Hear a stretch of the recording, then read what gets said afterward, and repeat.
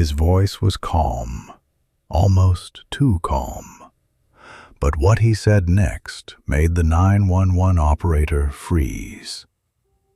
It was a quiet night in a small American neighborhood, the kind of place where nothing ever happens, street lights glowing softly, houses silent, everything peaceful, until a call came in. The man spoke slowly, like he wasn't in a hurry, like nothing was wrong. "I think something bad just happened," he said. At first, it didn't seem unusual. People call 911 all the time. Accidents, emergencies, panic. But this was different. There was something strange about his voice. He wasn't scared. He wasn't panicking. He sounded empty. The operator asked him simple questions. "What happened? Where are you? Is anyone hurt?" But his answers didn't match. Sometimes he paused for too long. Sometimes he repeated himself. And sometimes he said things that didn't make sense at all. It was as if he was trying to remember a story instead of telling the truth. And that's when the operator started to feel it. Something wasn't right. Outside, the night was still quiet, but inside that call, something dark was unfolding.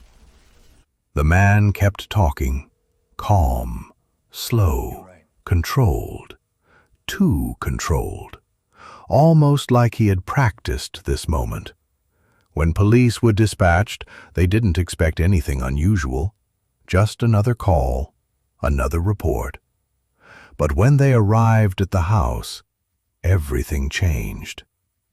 The door was slightly open, the lights inside were dim, and there was a silence that didn't feel normal. It felt heavy. Officers stepped inside carefully, flashlights cutting through the darkness, and almost immediately, they knew something was wrong. The scene didn't match the story, not even close. Things were out of place. Details didn't add up, and the longer they looked, the worse it became. This wasn't an accident. This wasn't a misunderstanding. This was something else, something darker. Back on the phone, the man was still talking, still calm, still emotionless, as if nothing had happened. But everything had. And slowly, piece by piece, the truth began to reveal itself. The calm voice, the strange pauses, the inconsistent story. It all pointed to one thing. He knew exactly what had happened, because he was there, because he was part of it. And in that moment, the call changed. It was no longer a report. It became evidence.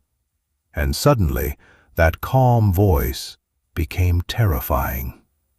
Because sometimes, the scariest people don't scream. They don't panic.